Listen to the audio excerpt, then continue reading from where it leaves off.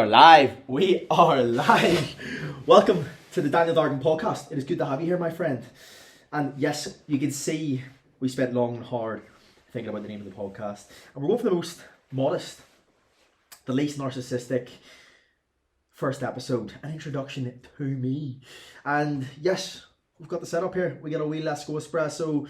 For any of you newcomers, welcome firstly. Secondly, also Let's Go espresso, also known by some as a latte, a flat white. But this is a little more special than that. Am I going to give you the secret ingredient?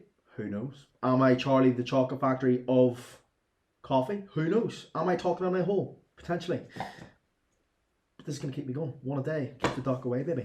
So, first episode, I was going to get a few guests on. But then I realised, you know what, there's no point in doing the introduction into me after getting a few guests on. So, that's what we're going to do. I understand that a lot of people don't actually know who I am. Yes, of course, you might watch some of my videos of me in the cax, getting a nice bin, screaming in your face. Apologies to absolutely no one. But you can't really get an accurate representation of who somebody truly is through Instagram. In my opinion, just through an Instagram reel. I'm actually an evil villain. And that's why I'm doing an intro to me. Narcissistic first episode. I feel like Kanye when he done the song I Love Kanye. That's what we're feeling right now. But I want to give you a bit of a background into me first. How I ended up where I am as an online coach and living with my parents. No, how I ended up where I am, building the business and taking you through the journey that I've been on. And we're not going to dive into the dark moments so much. We're not really going to dive into that, but I want to give you a bit of a background into me growing up, what I was like as a kid, how much of a DJ I was, and some of the funny stories along the way and some of the lessons that I actually took from it. Because I feel they were very valuable to me. So hopefully if you can take anything from this, like this podcast, it's not going to change your life, but one nugget may fuel the fire that will. Here's hoping. That's very ambitious, isn't it? But yeah, so I live in Northern Ireland, right? Templepatrick. It's a little small country village. It's about 15 minutes from Belfast. And I grew up here. I had the best childhood ever. My mum and dad, like the best people on earth. And I couldn't have got any luckier. I genuinely couldn't. They gave me a really, really good upbringing, and I just didn't have any worries growing up. And as a kid, in fairness, I was built like the side of a fiver. Okay, I was a very small kid. I was one of the smallest kids in my year, and now I had it that I was the fastest. If you won the sprint as a kid, you got all the chicks. Okay, you got no, and I didn't even get any either. So I didn't really take much from that. But I was an insecure kid, and outside of physicality, I was confident, of course. I had no issue getting on stage and singing. We'll get to that. I had no issue academically in the early onset, but physically, I definitely felt quite insecure. Like kids back in the day were ruthless. So I have a spot on the inside of my leg. It's a beauty mark, okay? And when I first joined the football team, I remember in the change rooms, I took my shorts off and I was in my boxers, and they pointed at me, started shouting poo legs at me. Poo legs, not the best you got. But yeah, I used to be so insecure, and then as a result of that, I used to get changed in the corner of the change room because I didn't want anyone to see it. I was like, they're gonna call me shitty legs for the rest of my life. But it's a good, no issues with that now. As you can see, I'm in my boxers, jumping in the bin, getting into the sea in front of thousands of people now. So you can see I've moved past that insecurity. But I was, I was an insecure kid. And I'm going to take you through the stories. I've actually got a few notes written down here because I do have a wee bit of dementia at times. But yeah, I was a sporty kid. Like I never really struggled in that realm. My dad was fantastic. Like as we were growing up, we always played sports, and I have an older brother, Jared. We call him Gary. I'll get to that story. And then I have a younger brother called Connor. We call him Dean. When I say that out loud, I suppose that is probably strange for most people. But yeah, so best parents. They pushed us to do sport, and we loved it. Fell in love with it. Through school, no issues whatsoever. Through primary school, it wasn't really an issue. When I got to P7, I was, believe it or not, Troy Bolton in the High School Musical play. That's my claim to fame. See, if I was single and I had a Tinder bio, that would be in it. That's a big pull factor. If you ask me, bias, I know. But yeah, like I had no issues with that whatsoever. And I am the songbird of my generation. I am a mixture of Fergie and Jesus. I do get that a lot. So, it's not all bad here. But yeah, so I had no issue in that regard. And then when I got to high school, I think I just rested on my laurels a lot. I think of course, see, when you're in first and second, you're in third year, you're not really doing work. Like, you're just there and you're just messing about. But when I got to GCSEs, I don't think that I found them terribly difficult. But I didn't really know what I wanted to do. I don't think anybody does at 14, 15. I remember the teacher asking, yeah, everyone put your hands up if you know what you want to do for the rest of your life. Everyone put their hands up. I was like, am I missing something? Was I dropped in my head? Like, what? I was like, I don't know. I'm only 15. So that was the first time I started asking questions like, is there something to miss here? But through school, GCSEs were no problem whatsoever. I didn't get in trouble. I was not a goody two shoes. I wasn't an arselick. I just stayed out of trouble. I had an older brother, and he was always sought in high regard with the teachers. Like, just never got in any trouble. And I suppose I had him to look up to. And yeah, I knew that if I came home and had like detentions, my mom would whip my ass. We always joke. So I call my mom Hitler. Not now. She's more like a maybe a Winston Churchill now. Yeah, we'll go with that. But back in the day, she was Hitler. She had a regime going, and I thank her. I thank her big time, because if she didn't implement the parenting that she did, I mean, I wouldn't have turned out. I wouldn't have had the experiences that I did have. So I'm really grateful that she did. That they parented the way they did, which is probably more in the heavy hand. But we'll get to that. But yeah, I caused my mum and dad a lot of headaches. It's snowing outside at the moment, and that makes me remember the time I went to New York. So in 2017, my mum and dad were like, right, we'll go to New York for Christmas. My wee brother had always wanted to go. So like years on, we finally booked it, and we no presents bought, no tree put up, because of course we're going to New York for Christmas. We're going to get presents out there. It's going to be class. It's going to be like holiday of a lifetime. So I was buzzing. So the night before we go, this is like 21st of December. The night before we go, I was like 17 at the time. And of course, I started going to nightclubs, but I was using my brother's ID. So I was using his passport. Went out to the club, had a lethal night. There's a place in Northern Ireland, Belfast, called Filthy's. So we used to go on a Thursday night. It was class. It was so good. I think it was called Disco. Anyway, really, really good night. Came home, woke up the next morning, felt like I was in a coma. Felt like I'd been hit by a bus, obviously. And when you wake up and you're like, water. That was me. It's like them zombies from I Am Legend. That's what I felt like that morning. Anyway, woke up, case packed, fired my jacket. I literally just fired all the clothes I had on the night before to go to the airport. So everyone got in the car, everyone's buzzing. We're going to New York. It's going to be the best trip of our lifetime. And so we start driving towards Dublin. So Dublin's like 2 hours away from Belfast. And we get to Dublin. And my dad says, right, okay, Daniel, get the passports out. All right, sweet. I've got Jared's passport because I went to a club last night using his ID. Check my left pocket, no passport. Check my right pocket, no passport. So then when you're that feeling when you check your keys or you think you've lost your phone, the instant panic that runs through you. Yeah, that was me in a hangover. Nearly killed me. And I checked my jacket, the jacket I had the night before, and I just left it in my jacket. But I didn't. No passport. So we're down in Dublin, going to New York for Christmas. No presents bought, no tree, no decorations put up. We're all down in Dublin. The flight's in a couple of hours, and I lost the passport. And you know what the worst bit about it is? It wasn't even my passport. It was Jared's passport. I had mine, so I couldn't even say, yo, just go on ahead. And yeah, oh my God, it was disaster. So I had to go 2 hours back up to Belfast. Wee brother was crying his eyes out, wee virgin.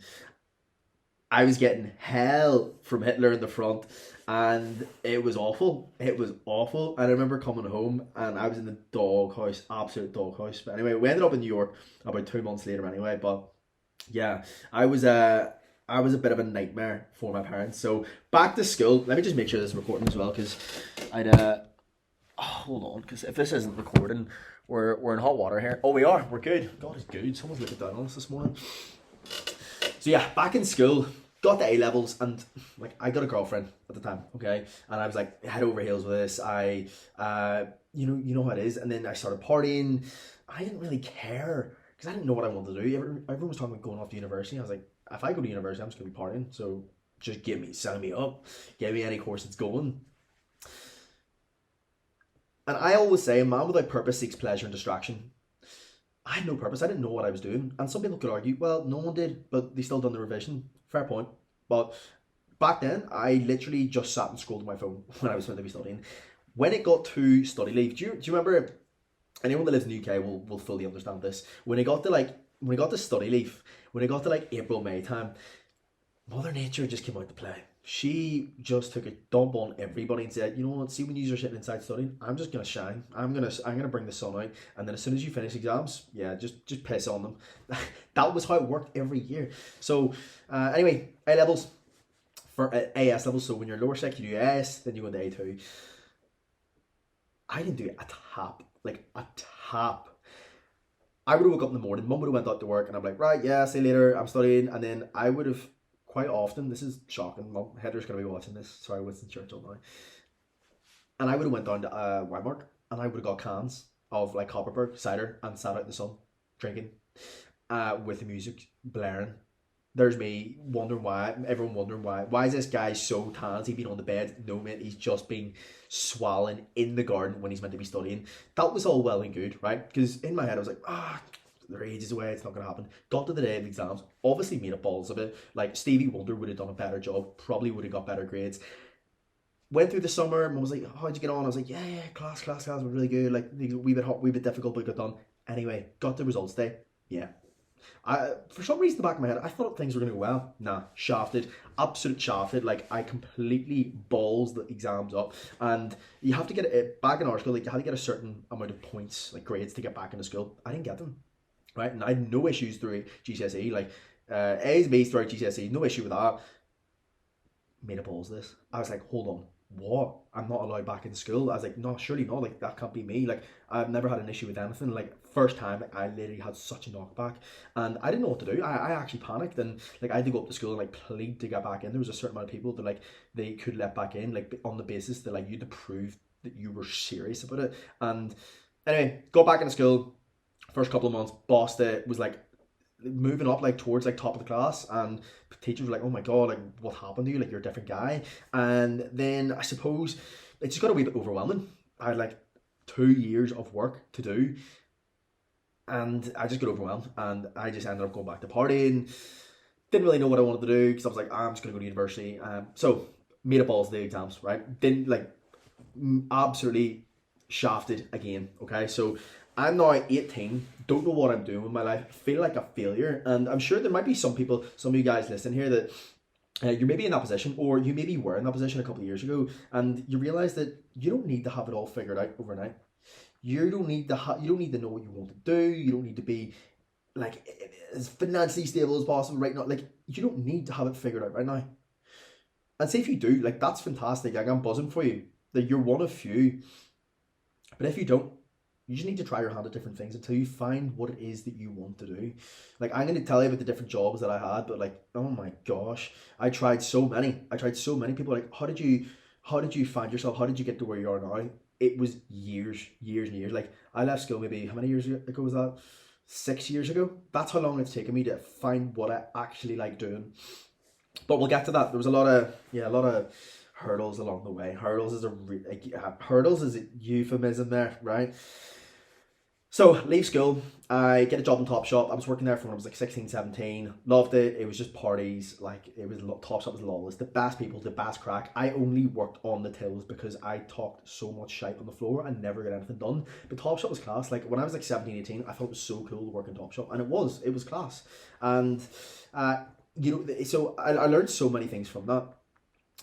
Because I was talking to people so much, it made me learn a really important lesson about confidence. That confidence comes from doing things repetitively that in the onset are extremely uncomfortable, but the more you do them, it becomes second nature. Like I want you to think about that time you had the first day at your job.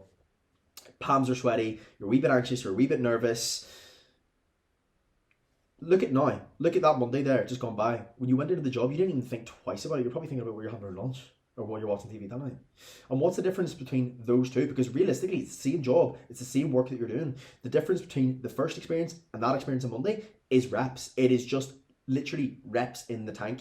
So if you can understand that the first couple of reps of anything you do, like that first podcast, yeah, exhibit A, the first podcast, the first book, the first training session, the first day at your job, it's gonna suck, then it's going to make it so much easier to show up instead of expecting that it's going to go fantastically, because when your expectation aligns with reality, it makes the experience so much easier to accept. Like if I go into this thinking it's going to be the best podcast in the world, I'm going to be disappointed. Like I'm going to be pretty disappointed pretty easily. But if I say this is going to be trash, this is going to be all right, then the outcome, I'm satisfied with it.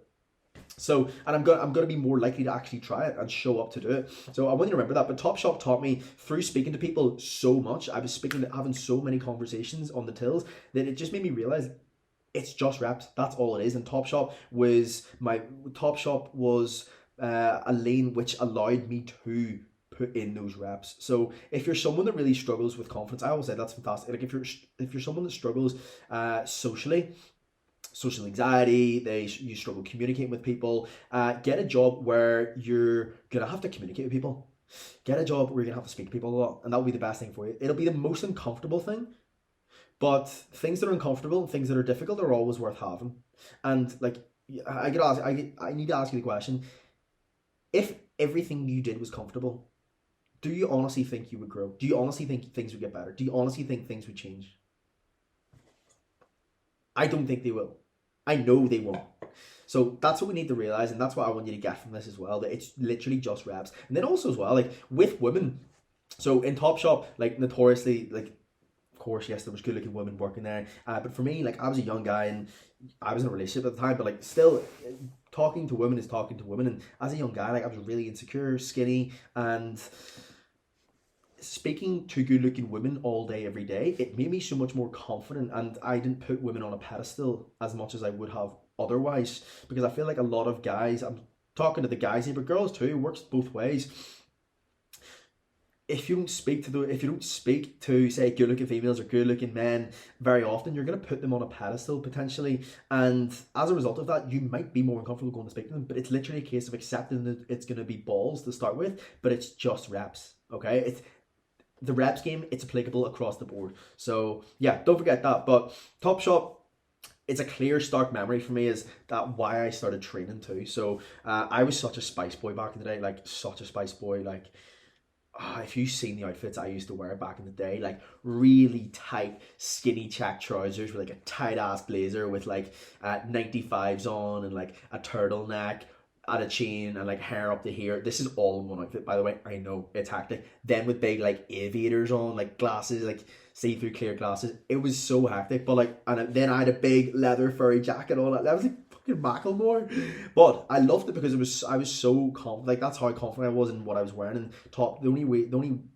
reason why that was the case because Topshop gave me that environment to do so. Like everyone was so free and it was so inviting to just be yourself, and that's what I loved about it. But I remember so clearly coming down the escalator one day, and I actually remember what I was wearing. I was wearing these bright yellow trousers, and a girl put her arm up against mine and said, "Oh my god, look how skinny your arms are. I think my arms are bigger than yours."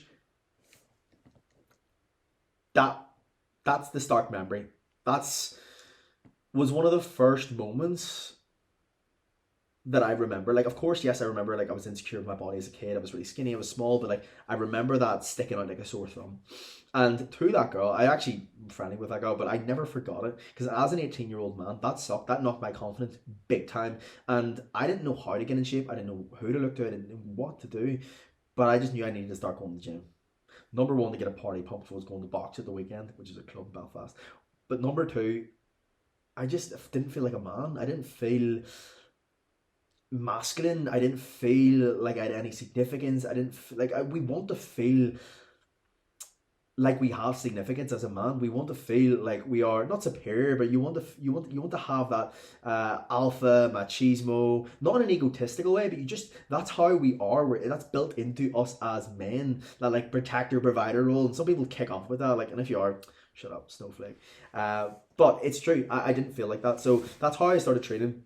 And I trained for years before I actually understood how to train, before I understood what to do. And you know what? I actually ended up reaching out to a coach because of, it was actually because of my brother. But I'll get into that story. But yeah, that was huge for me.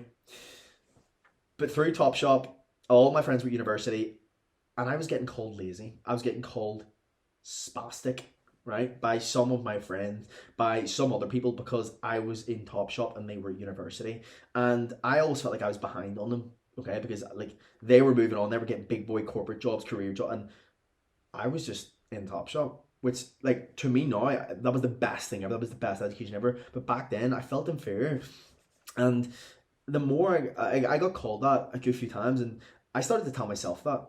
And what it made me realize is a really good lesson now, that the story you tell yourself actually dictates how you think, and how you think dictates your actions. And we start to really give ourselves a bad ball because we think that's who we are and that's innate in us. Like, I am lazy, I was born like that, and because I'm born like that, then it just passes the blame, and it means we don't take ownership, we don't take agency, and we don't take action.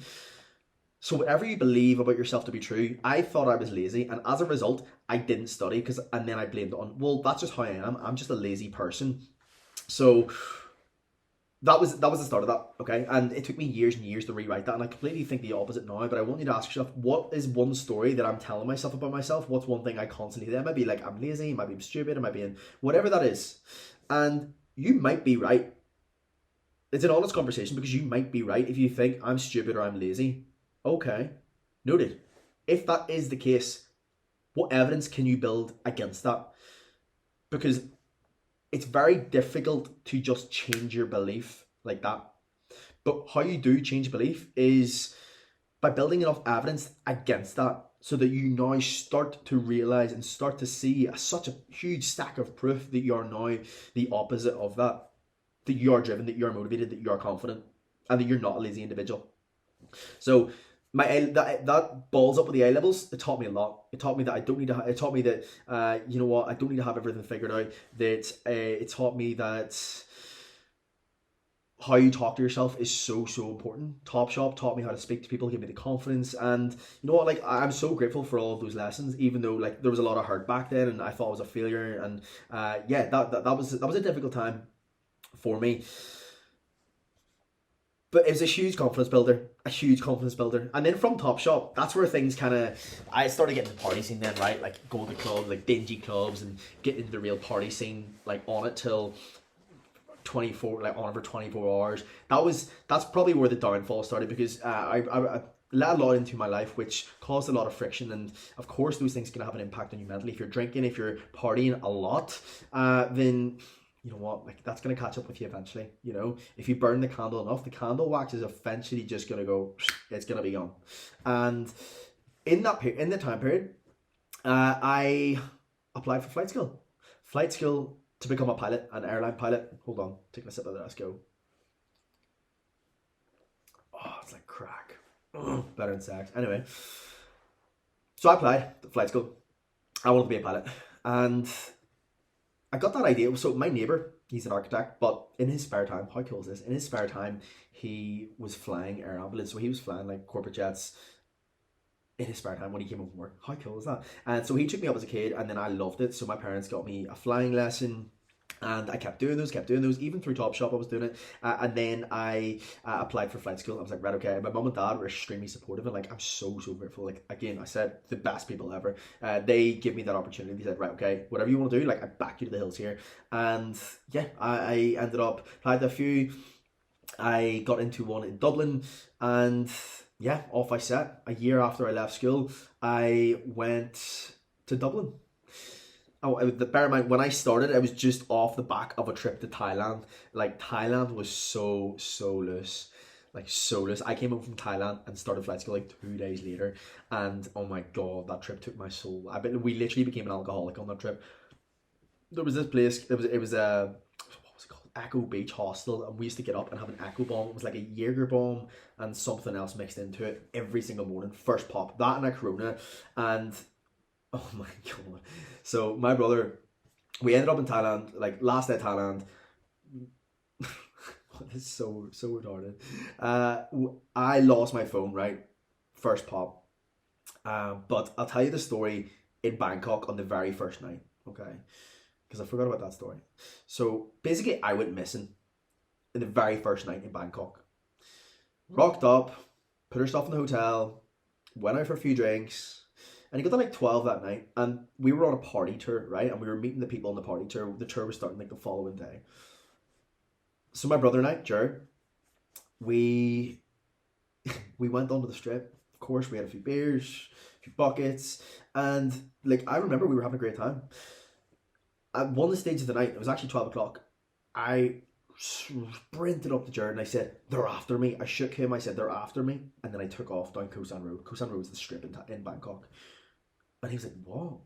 And by that time, we met up with the party tour. Okay, so the guy who's the leader turned around to my brother and says, "Oh, don't worry, he's gonna come on. He's gonna come back with a crazy story. He'll have got with some girl and had this mad story the next morning, right?" So I didn't come back.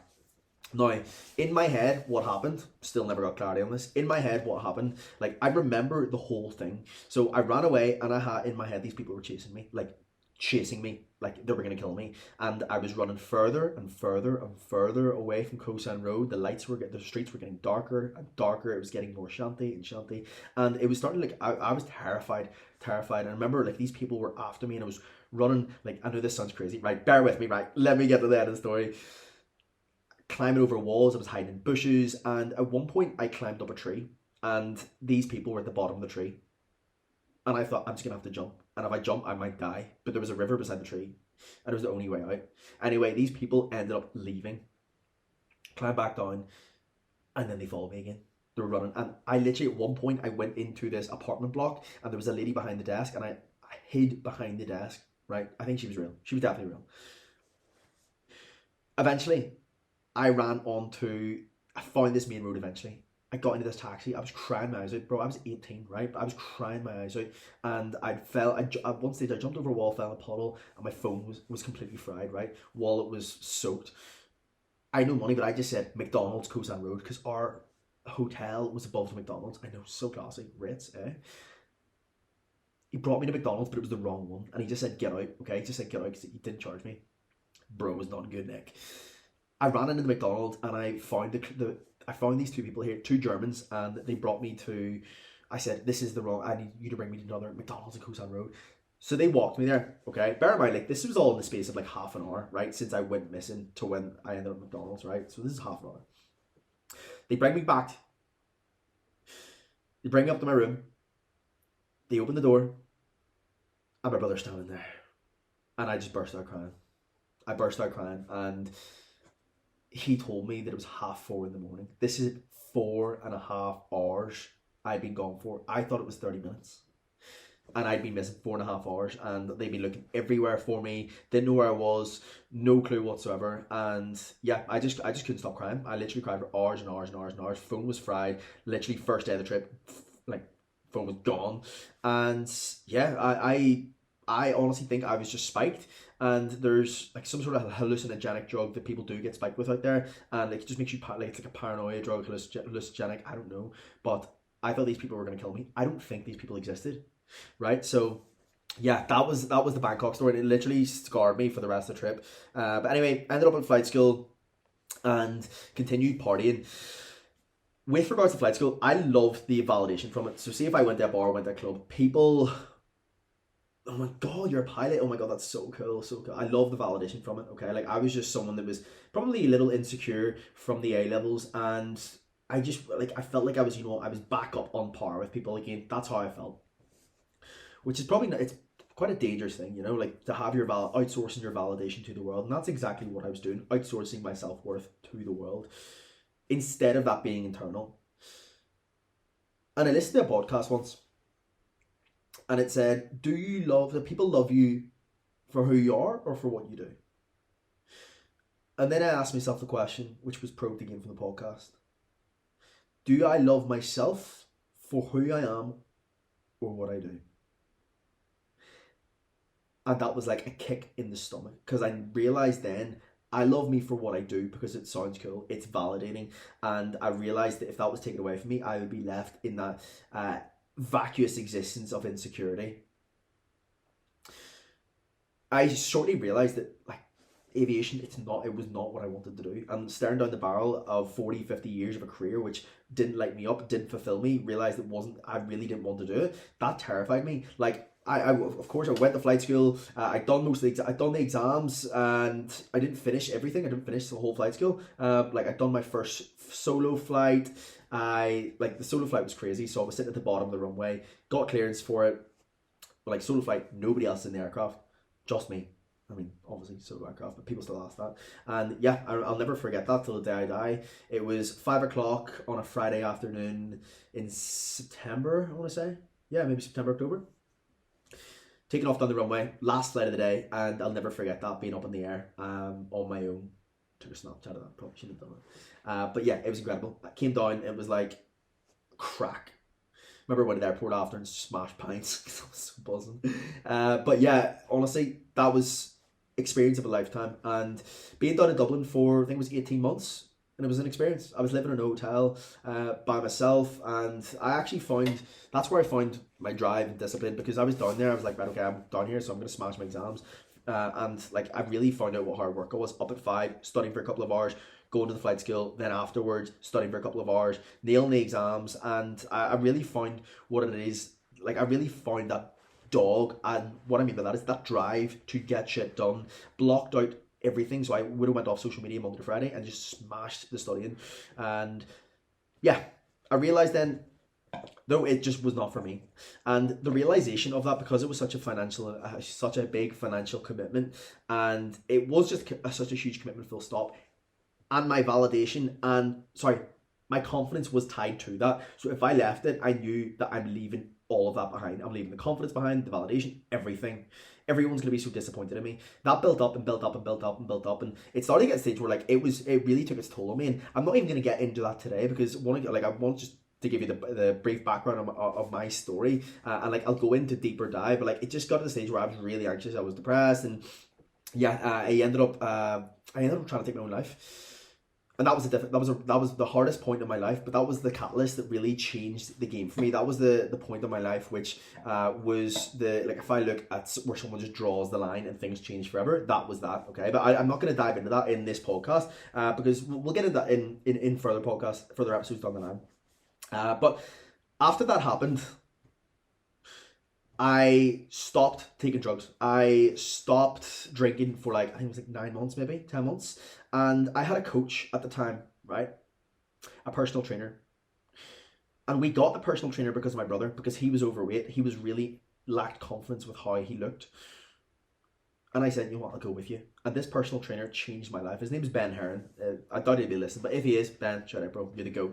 And I owe a lot to this man. I owe so much to this man, because he was one of the first people that really instilled belief in me after that event. And of course my mum and dad were there for me, of course my family were there, but when you're going through that, of course your family are going to be there for you, their family, so it felt biased. But he was one person which made me realize that, you know what, you can't just get better, you can be world class, you can be incredible at anything you put your mind to. So let's grab this by the balls and let's really make something of ourselves. And he met me after this event where I was like, I was just gone to the world, right? It was made very public, so it was really embarrassing, one of the most stressful situations ever. But he met up with me for 4 hours and we had a conversation, and he asked me questions. He seemed like he cared, and he did care. He really did care. And we said, right, let's line out a photo shoot. And that's exactly what we did. We lined up a photo shoot. I lost 15 kilos. My mum bought me my first self-development book. I started reading, I started journaling, I started meditating, I stopped the things that were holding me back, I started doing the things that brought me forward. And that's one of the most important lessons that I've ever learned, is what's the friction in your life. Because when people are trying to change their life, they always look at things that they want to start doing. And what about the things that you're going to stop doing? People are like, okay, I'm going to start meditating, cold plunging, journaling, I'm going to start this. What about the things that you're going to stop doing? What about the drugs at the weekend you're doing? What about the drink Friday and Saturday, which you're dying on a Monday and Tuesday then? What about the porn? What about the social media scrolling you're spending hours in the evening? What about skipping gym sessions? What about those things? Because if we stop and remove the friction, if we avoid the speed bumps, we're going to go so much faster than just focusing on the accelerator all the time. So that's why I want you to ask yourself, what am I doing which I know I could change, which I definitely would change, and I'd be committed to changing? Ask yourself that question. It's an honest question, but you have to want to know the answer to that. But that answer, with implementation of that, will change your life, and that's exactly what that done for me. And again, that brought me up to 2020, where I done my photo shoot right after we went into COVID, and then I was just left. I was like, I don't know what I want to do. So I'd left flight school. I had smashed the photo shoot. I'd stopped the drinking. I became like I was becoming, that was the start of me becoming a different person, but I was still very lost because I was still holding on to my old life. And sorry, let's go espresso break. And I didn't know what I wanted to do with my life. So I had now got through that stage. I was going through that stage. I was like, what do I do? So I worked for EE. I sold shoes. I opened up my brother and I opened up a shop selling faulty second-hand clothing. And yeah, that was interesting. We had a wee shop in Belfast, and so it was one of my dad's old shops. And what we does, we sold. It was like faulty second-hand clothing, but like it done a bomb. It done so well because it was one of my dad's old shops. So like people knew it existed, and then we opened up, like the customers were already there. So it was brilliant. We were selling coats and stuff, like coats at £20, like tops at a fiver, and it actually done so well. It was a really good experience for me, but I still didn't know what I wanted to do. The shoes, didn't know what I wanted to do. That wasn't for me. At EE, so I was like, right, okay, I'm gonna get a job for EE on the phones. So it's 4 weeks training. I sat and blasted Call of Duty for 4 weeks while this was on, like just had my laptop on and had the headset there. I was doing nothing, right? The first day, it was all English people I was dealing with. England, I have no animosity towards you. That's not what we're about. But this one person on the phone, he nearly ruined it for all of us. But no, this woman leathered me down the phone because something to do with her EE bill, which I had nothing to do with, and she was on about for about 15 minutes, and then I had an epiphany midway through getting a bollocking, and I said, nah, I'm not having this. This is no, phone down, suck the back of them, Karen. I'm not having it. And I called whoever, the supervisor, up, and I said, I'm out of here. I'm not doing that. I'm getting dog's abuse. So you could have said, yeah, you know what, you're a failure, you should have stuck at it. But the way I like to say it is, I knew that wasn't for me, so I cut it dead straight off the bat. I was like, I'm not doing that, absolutely not. And if you're unsure of what it is that you want to do, like, remember, know that clarity comes from engagement, not thought. Like, if you're sitting there being like, I'm working a corporate job, I'm working a job that I don't love, that doesn't fulfill me, then you have two options. Number one, like, you don't need to be fulfilled just through your career. Like, that can come through other things, right? Through family, through hobbies. But if you do, like, if you want to do a job which fulfills you, then you need to try different things. Because, like, sitting on the sofa, like I'm doing now, sitting on the casting couch, hoping for that to come to us, it's just not going to happen. Scrolling on Instagram, it's not going to happen. So we need to engage. We need to allow ourselves and give ourselves the opportunity to actually engage whatever it is that we love. If that's music, if that's personal training, for me, it's like, okay, great. Can you speak to someone in the fitness industry? Can you join a Facebook group? Can you read a book about it? Can you listen to a podcast? And that's what I done. I listened to a lot of, like, James Smith, for example. It really got me thinking, and I spoke to Ben, which was my coach at the time, and it really got me thinking about what it is that I actually want to do. And give yourself the opportunity to explore that avenue, and one of two things will happen. You'll realize, you know what, I just want to keep that as a hobby, or that lights your soul up, and you're going to pursue it with everything you have. So don't forget that. And there is something out there for you. You just haven't found it yet. And realize that when you try different things, you will fail at them. But that's not a bad thing. That's a good thing. Because every time you fail, it's one more thing that you know is not for you. Okay? That's one of the most important lessons that I've ever learned. Ever. So lock that in. Because that's what I did. I gave myself the opportunity to explore it, and I spoke with Ben then, and I put two and two together. I realized I love people, I love communicating, I love the gym, I love chatting to people in the gym, helping others, and I was obviously really passionate about mental health then because I'd gone through that myself, and I put two and two together. I was like, I'm gonna become a coach. That's what I'm gonna do, and that's exactly what I did do. So I called up, I remember I called up my friend and I said, Harley, his name's Harley Patton, he's the go. If you're listening, shout out, bro. I called him, I said, Harley, I know what it is I want to do. And I remember where I was sitting on my bed. I said, I know what I want to do. I want to become a personal trainer. And he said, yeah, mate, like, go for it. And I was like, sweet, let's do it. And then I spoke to mum and dad about it. And they're like, okay, go for it. Again, really supportive parents. Big love. And that was key. That was so key. Having those people that really supported me. And if you don't believe in yourself, get people that will believe in you. Find them. That's what I done through my coach. And I'm lucky enough to have that through my parents as well. And my friends. But people will still doubt you. When I was in flight school, people doubted me. When I went to be a personal trainer, people doubted me. And they will doubt you no matter what you do, but you will only face resistance upstream when you're doing things that are different. Okay? But remember, like, to get different, we need to do different, and that will defy societal norms. And when you defy societal norms, people will question you. It's like, I used to, when I worked in the cafe, I worked in a cafe as well after E, and people said, like, I remember there was a lady, she said to me, she's like, oh, son, that's a real shame that you're not in flight school anymore. Like, you've thrown all that away, and you're going to become a PT now, a personal trainer. Is that it? Like, literally said, is that it? Like, nowhere to lie. Nowhere to lie. I didn't know what to say, because obviously I was working there. Should have told her a lot of things, to be honest. But that was a stark reminder that, you know what, not everyone's gonna vote for you, which is okay. That's normal. So I emptied the bank account, personal training course, hired my coach again to help me with the business side of things, and that brought me to 2021 October, where I done my course. I started posting on social media. I started coaching one of my friends for free. I got some clients, signed up a couple of months later. But before I did sign up a couple of clients, a couple of days before the first payment came through. So this is December 2021. I had zero in my bank account. Zero. Not one, not two, £0. And I was going on a date with a girl, which now happens to be Tia, my girlfriend. I've been going with her maybe over 18 months. Well, since it's been a while. I think it's nearly 18 months here.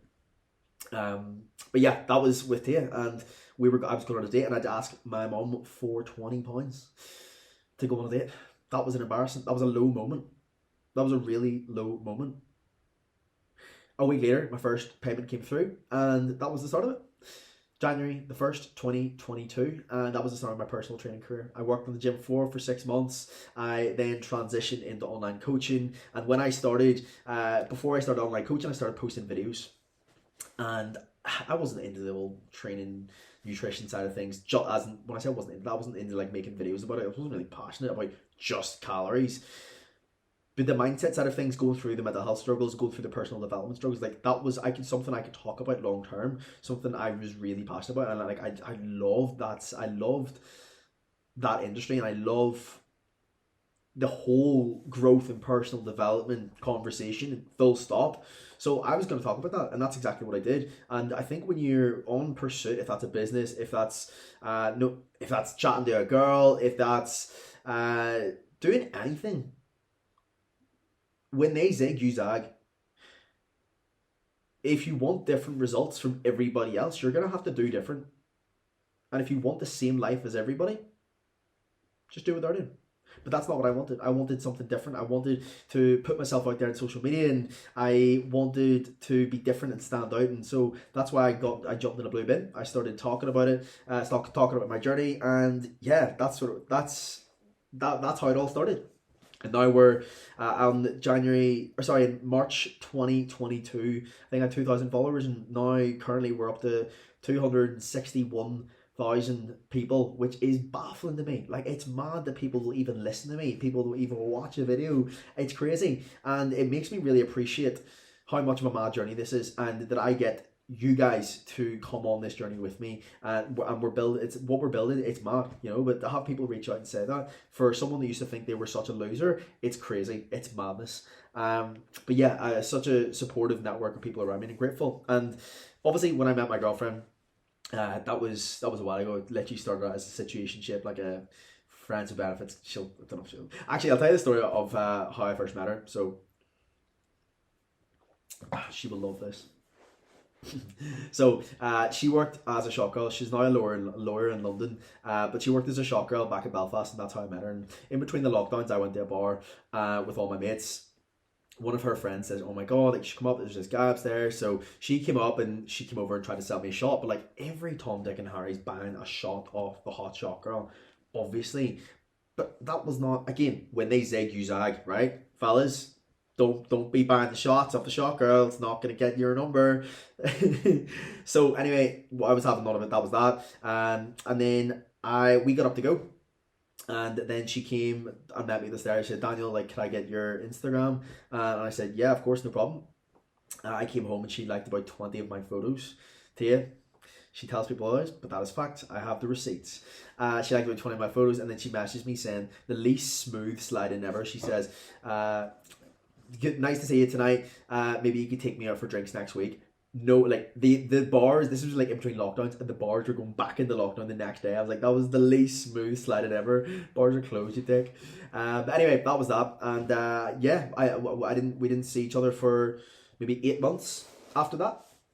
And then she posted a video. I posted a photo one day, and I was like, yeah, bit of me. So I reached out to her and I said, "Here, do you want to go for a dip in the sea on Thursday?" And she said, "Yeah, let's do it." That was that. So went to the beach. This is like one of those summer's days, like 23, 24 degrees. Went to the beach down at Helens Bay. This is like about 15 minutes from Belfast. And it was a good date. It was a really, really good date. I brought a fire. I brought food. I brought a speaker. And it was good, like just good chat. We went in the water. We were just shooting the shit. And it was like, it's very casual. And it got dark. The sun was coming down. There was fires on the beach.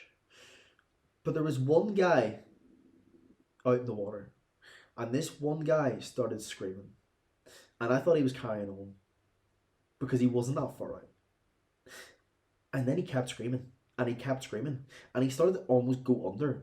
So like I was watching this unfold, I thought it was just someone that was just acting the dick in front of his mates, but this guy started to go under. So I was sitting with tea. I ran out to the water, took my clothes off, sprinted into the water, grabbed this guy. But you know when they say like least smooth guy ever, like I would not make a good Bondi Beach Zac Efron. Like, went into the water, and you know the way they say when someone's drowning, don't try and help them because they'll bring you under. Yeah, I mean I was straight under, straight off the bat.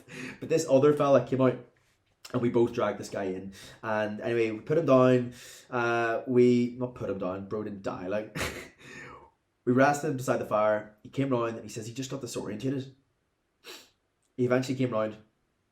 And I went back to Tia, cool as you like, ice in the veins. And she says, "Oh my god, like, did you pay that guy? Like, is he an extra?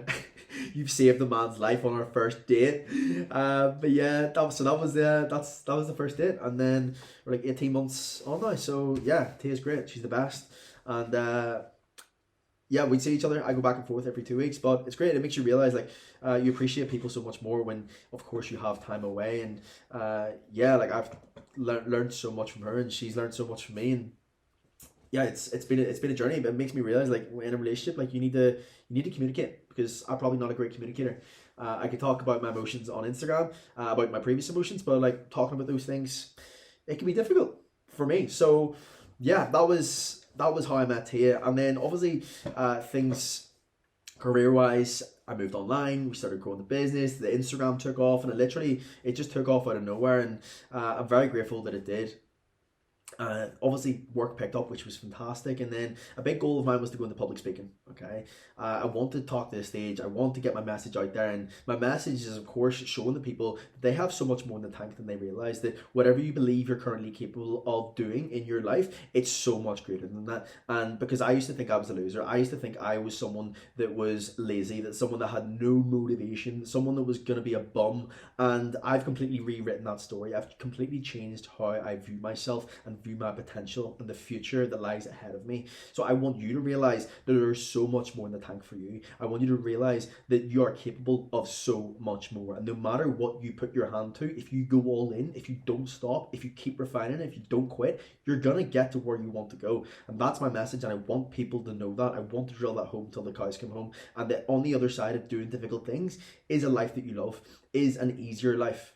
Because when I always say, easy things, hard life, hard things, easy life. When you do the difficult things, when you get uncomfortable, your life will be easier down the line. But when you stay in that comfort zone, life is only going to get more difficult because you don't have the resilience, which is going to prepare you for the hardship that gets thrown your way.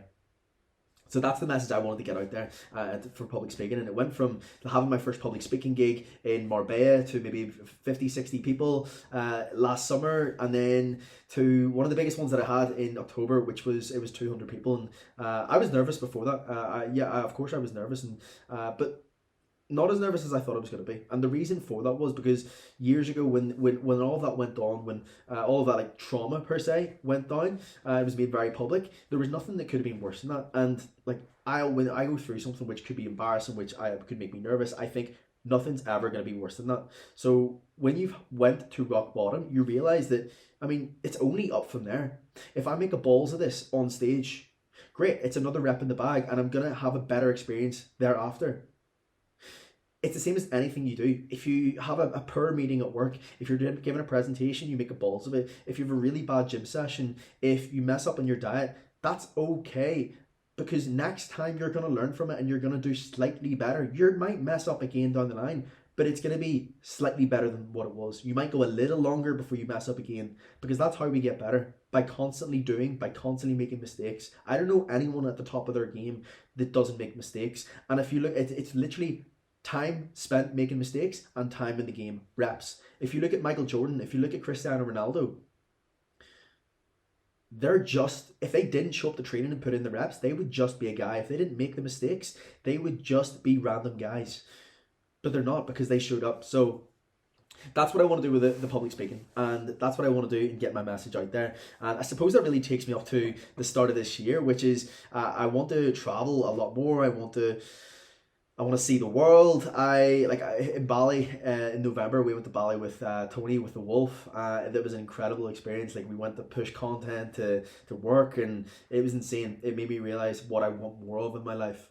And I think that's a really good question to ask yourself, is what do I not want my life to look like? And for me, like, I don't want to be in the one place for the rest of my life. I want to travel, I want to experience different things. And that was me taking the first step in that, is saying, okay, I can work from anywhere. So I'm going to try to do that. I'm going to do that because someone said this quote, there's no point in having fuck you freedom if you never say fuck you. So I said, okay, I could stay, but why not go and see what the world's about? Why not go and take a chance? So that's what I want to do this year. I want to do plenty of traveling. I'm going to Wim Hof, so I'm doing the Wim Hof expedition in 37 days time. When this podcast released, it'll obviously be shorter. And what that is, a lot of people ask, what is the Wim Hof expedition? Why do you do the ice bath? All of that jargon. It's a good question. I apologize to absolutely nobody. But I'm going to Wim Hof because that's like the ultimate ice bath challenge for me. I've been doing ice baths since I started posting content, and I do it because it's really difficult, because nothing else in my day is any harder than that. I don't want to do it every single minute I wake up, and I dread it right until I get in, and then I know it's like, okay, this is getting firmed, I'm going to make this my bitch. It's still hard every single time, but this is the ultimate test. It's going to Wim Hof. And Wim Hof is if you don't know him, he's the crazy guy from the Netherlands that really started this trend of getting cold water and cold water therapy. And I don't do it for recovery, I don't do it for health, anything like that. I just do it because it's difficult. And I know that if I can make those difficult decisions automatically, without thinking, with resistance there, and still doing it, if I can train that muscle of not wanting to do it and still doing it, then it means when tough times do get presented before me, I get some bad news, or life gets difficult, then I know that I'm still going to show up and make those decisions, which is going to keep me above board. So it's like implementing those healthy habits when you feel great, so that they're automatic when the hard times inevitably come. And this is the ultimate challenge, is going to Wim Hof. It's 7 days in the mountains, in the snowy mountains of Poland. with the man himself. So it's myself, Helmy, who's my current coach now. He's a legend. Completely changed my life as well. And then there's Tony going with me. With Emmett, Ryan, and Owen as well. So there's a good few boys heading with me. And we're going to nail it.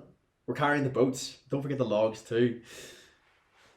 It's going to be insane. And we're going to take a look. I'm going to film as much as I can, but I also want to be present for it. It's ice baths, there's breath work, and then on the last day, we climb a mountain in our shorts for me and my boxers. If you watch Instagram, you'll know, yeah, bro doesn't wear shorts. Team boxers. But it's going to be hard. It's going to be really hard. And I want to do things this year that really stretches the fabric again of what I believe I'm capable of doing. Because I know there's more in the tank. If I was where I was and I got to where I am, then I just believe there's another level again. There's way more levels above me. It's like when you've broken through that first ceiling and you realise, oh my gosh, I didn't think that ceiling could be broken through. But if I've got through this one, how many more ceilings are above me that I can keep breaking through? And with every ceiling you break through, you gain more confidence and more trust in who you are as a man, as a woman. And ultimately, for me, that's living my best life, is challenging myself. So I can look back when I have grandkids, when I have kids, and I can be really proud of the things I've achieved. And I ultimately want to leave a legacy so that when I look back, I leave a mark on the world for the better. Because I'll be honest, when I was 17, 18, 19, I was not a good person. I was manipulative. I was a toxic individual, and I just wasn't a good guy. You know, I lied to people. I feel like I was a net negative for the world. And what I'm doing now is rewriting that. I want to rewrite that and show people that you can turn things around, that life can get better. You can become a better person, and you can achieve things which you didn't think you were capable of achieving. And that's what I want to share with you.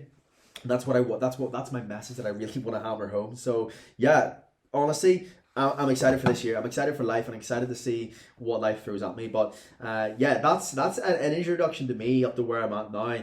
A few stories along the way, but I just want to say thank you for anybody that's listening with this podcast.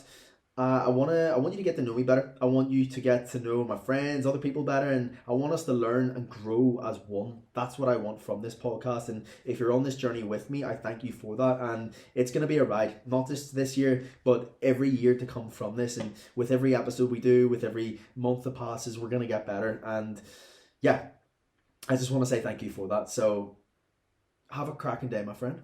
Enjoy yourself. Get the Let's Go espressos in. Team no latte, and as a wise man once said, let's go, baby. Thank you. Big love. Episode 1 in the bag. I appreciate you. You're a legend. Thank you. Daniel Dargan podcast, episode 1 is out.